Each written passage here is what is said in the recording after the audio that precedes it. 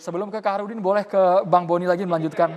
Bang Boni, tapi data Kontras menyebutkan kalau memang tidak dikekang ada 16 kasus penganiayaan yang terjadi sepanjang tahun 2021. Kemudian yang sekarang Bang, kita kritik pemerintah, bersuara di media sosial, itu akun bisa diblokir, bisa hilang Bang. Diretas tadi kata mahasiswa Bang.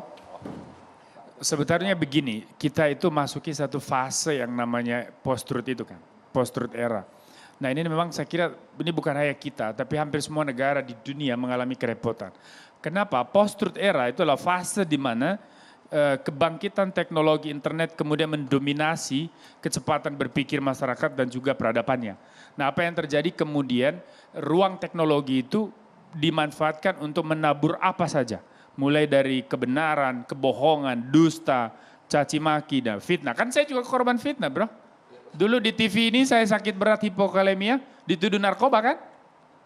Ya benar itu. Jejak digitalnya Cek masih data banyak. saya di BNN negatif terus kan berapa kali tes saya untuk urusan-urusan teknis kenaikan ini di sebagai kampus lah sebagai apa kan juga butuh tes itu.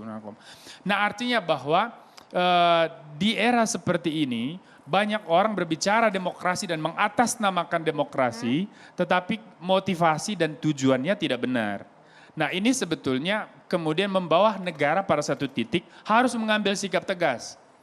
Harus mengambil satu segregasi dan juga determinasi. Determinasi apa? You buat ketentuan-ketentuan yang ini boleh, yang ini enggak.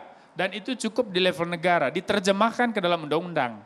Nah bahwa konsekuensinya kemudian negara menjadi agak leviathan, agak sedikit galak, ya itu memang harus diterima. Jadi ini bukan pengekangan maksud Anda? Bukan pengekangan, ini hanya sebuah paksaan untuk kembali ke jalur, kembali ke rel. Ini ibarat kata, kita dikasih lapak untuk berdagang, semua berkeliaran dagang di luar lapak. Jadinya mengganggu jalanan, mengganggu ketertiban umum. Nah kita ditarik ke dalam.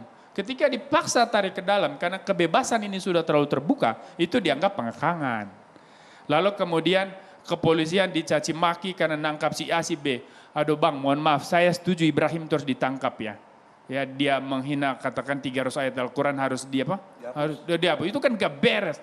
Karena apa? Sekali dia ngomong begitu, dia sama dengan mengatakan sejuta suara yang meneriaki, menghina ajaran agama lain atau termasuk terutama yang Kristiani, itu dianggap benar. Ya kan itu secara tidak langsung. Makanya saya bilang kita hentikan benturan sosial ini. Kita hentikan dikotomi ini. Kita harus sambung rajut tali persaudaraan dengan cara apa? Kita harus bangun cara berpikir persaudaraan. Jadi jangan saling serang. Rekonsiliasi, islah. Ya, bagaimana mau islah?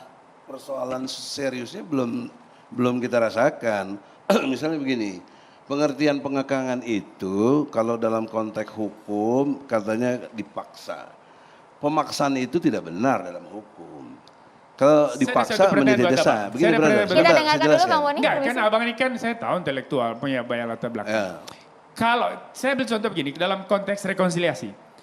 Kalau katakan yang berperan di istana kemudian untuk menjembatani masyarakat sipil dan negara, itu adalah Bang Egy, katakan. Jadi jubir atau staf ahli.